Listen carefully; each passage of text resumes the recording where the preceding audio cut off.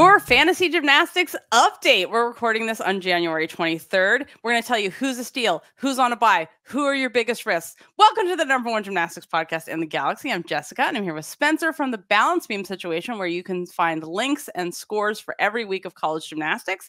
And this is our second standalone fantasy gymnastics update. We have just started, if you're just discovering us, a fantasy league on gymcastic.com. And if you're just discovering GymCastic, we've been around for 11 years. We were the first podcast ever credentialed for an Olympic Games. It was not terrifying going to Tokyo during the pandemic. It was fine. Don't worry about it. We are in our beta season for 2024 with NCAA, and we will be continuing this through the World Cups, which qualify to the Olympics, and of course the Olympic Games. So it's gymcastic.com/fantasy. Let's talk about the roster bargains after week 3. All of these gymnasts have gotten a 9.9 or above, like a bunch of people on my team who have 9.975s. On vault, I want to talk about Cammie Weaver of Arkansas. Arkansas is ranked number 4 as a team. This is a way higher ranking than we would normally expect to see for Arkansas or have in previous years. So there are a lot of gymnasts who haven't scored this well necessarily before or that consistently, but who are getting 9.9s this season and who are good to look out for. And I would say Cammie Weaver is one of them on vault. And the way our system works for our fantasy league is you got a cap of $75,000, and then different gymnasts have different prices to put them in fantasy dollars.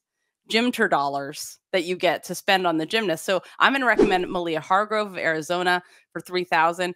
Like Cammie, she got bonus. Also look for her floor. She has 2 999s, but bonus is her floor. Not that she got bonus. Okay. Bonus is you can also put her in your floor lineup. She's got bonus. The bonus is that you could get her for a steal at 3,000. Bonus is she has a Yurchenko 1.5. Also look out for Chloe Negretti of NC State on vault. Got a 9.9 in week 2, nothing less than a 9.875 on 3 vaults. So if you're looking for that under the radar vaulter and don't want to spend the money on a Shea Campbell and her Yurchenko full, you can look for someone like Chloe Negretti. Also, because her last name sounds like a cocktail. Sophia Esposito, Oregon State of the Beavers, only 2,000, scored 2 9.9s in the last 2 weeks. Vault lineup. Look at her. And Rosie Casali of Denver, she has a Yurchenko 1.5. She stuck it, stuck it this past week for a 9.95. So when she is hitting that vault, the scores are gonna go through the roof. Let's move over to bars. Cameron Machado of Alabama. We've talked about her in preseason. A super, super, super steal, you guys. 3 weeks, 9.925, 9.9, and 9.9. Put her on your team. Also, her teammate, who I'm very excited to see in Alabama's bars lineup, Shania Adams, who scored a 9.925 in week 3. She is not always in that lineup. I'm sure this is kind of one of those borderline question marks, but I'm really happy to see her break into Alabama's lineup this year because her form deserves to be there. Emily Lopez at Boise State. Her scores have been going up every week, so she's had a 9.9 and a 9.95 the last 2 weeks. And she has a 10 before in her career, so we know that the precedent is there for her to get a 10. Again, Ella Cesario at Cal. She is that under-the-radar Cal star. We talk about MJ Frazier, we talk about Maya Lazan. Ella Cesario is so important on every event this year, and she's gotten 2 9.9s over her first 3 routines on bars, as she is doing more and more contributing for that team, and is kind of becoming the Nevaeh D'Souza of that team who graduated last year. She is replacing a lot of those scores and contributing at that level. Anya Pilgrim of Florida, we've talked about her as an elite since she was a little tiny. Lots of competitive experience. Freshman at Florida. She put up a 9.875 in her first competition and a 9.9 this week. So check her out. On beam, look out for Gabby McLaughlin at Auburn. One of their top beamers last 2 weeks has gone 9.9 and 9.95, and especially with Suni Lee not at Auburn anymore, I feel like there's really a place for Gabby McLaughlin to be the beam star, and no one's saving their scores for Suni anymore. You're saving them for Gabby McLaughlin. Calixa at Arkansas, which I'm obsessed with her name. So we've talked about her many times over the years, and Arkansas is moving up, and she's one of the reasons. 2 routines on beam 9875 and 9925. So check her out for 2,000, only 2,000. That's a steal. Big steal. I love that we're seeing consistency on beam this year from Skylar Killough-Wilhelm at Washington. Back-to-back 9925s. Washington, a legacy on beam, always excellent there, and we're seeing that continue this season. Josephine Cogler at Maryland. Also, the Pride Leos, the Pride meet was so epic. It was almost Pittsburgh level. That was so great what they did over there. She had a 9925 and a 9875. So a good deal. A couple of our biggest, like, major red alarm steals to watch out for because they're not necessarily unexpected, but they're new to lineups. Not really sure. We have Ellie Weaver of Oregon State on beam, high risk reward because she has 2 falls and a 9.975 this season. But that 9.975 is appealing. And similarly on floor, didn't really know what of the Kentucky freshmen were going to break into that floor lineup this year, but we've seen Kreslin Bros, one of Jessica's favorite choreographies to watch and comment on, as we've talked about this year. She's averaging a 9.9 for just 1,000. So keep an eye on that because she has secured herself a spot in that lineup. Yeah. Alexa Rothenbucher at Maryland, 2 9.925s. 2 9.925s, you guys, for only 2,000. And her teammate, Maddie Komorski, also 2.99. So Maryland, watch out for those Maryland floor routines because they are ranked high so far this season and ranking very well on floor. And we also have Maddie Jones of Arkansas, who's averaging 9.9125 so far this year. We know her as a bars worker. We know that she's amazing on bars, but she's shown up this year and be like, actually, check it.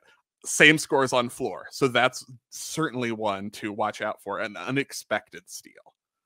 Okay, we have league leaders. Week 2 winner was Care Bear. Our week 3 winner was SMBL1. Maybe we'll find out what that stands for. Maybe that's the prize for week 3. Your week 4 lineups are scheduled to lock on January 26th at noon Pacific time. That's Friday. Your week 3 lineups will carry over if you don't want to make any changes. But, you know, maybe you're me and you've got another 0 on floor because Gabby Gladio didn't compete. So you have to make some changes again.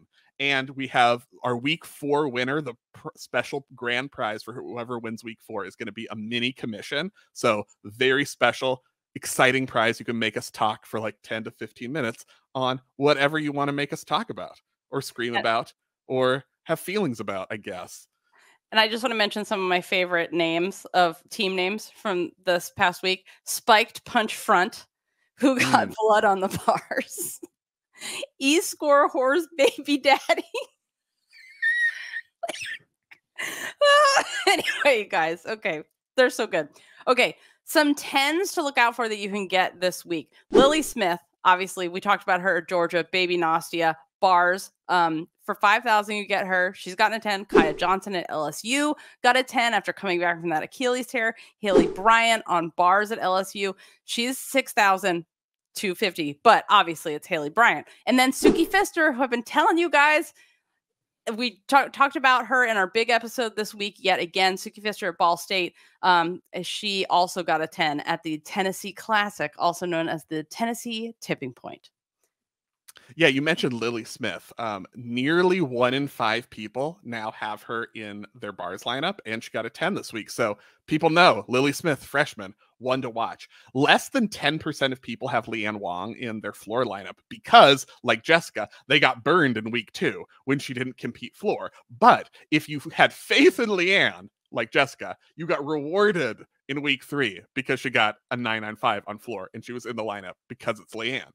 Interesting note on the league stats. Shea Campbell is in the vault lineup for 18.6% of people, which is kind of a lot for a Yurchenko full, but it's such a reliable score because you know she's going to get 9.9 or 9.95 for her Yurchenko full every single time. So even though it's a lower start value, you know you're getting the reliable score. And as we've seen with how many zeros Spencer's getting, reliable is what it's all about.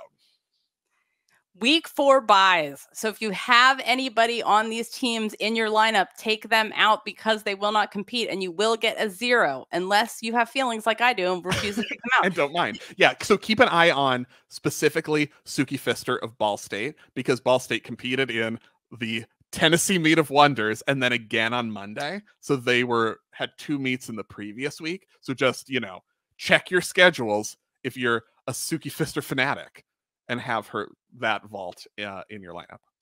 But also, Iowa's going to compete multiple times, so you get a bonus. In our league, it's the highest. If they compete twice in a weekend, it's the higher score of the 2, so you get a bonus. You get a freebie. And one other reminder on the buys: if you have Morgan Price from Fisk, she's on a buy this coming week. So we have a club at GymCastic.com where you get extra stuff, including on Friday nights, we pick meets to watch and we watch them all together and then we discuss them. It's called College and Cocktails. We have a special menu with mocktails and cocktails. You can join. You also get special coverage, like we're going to National Team Camp again this year, and we'll do a special episode from there. So if you want to join, check it out. GymCastic.com, join the club, and we will see you this Friday night at 7-ish Pacific after the meets to discuss. So thank you so much for listening. We hope you're enjoying the Fantasy League update. See you Friday night.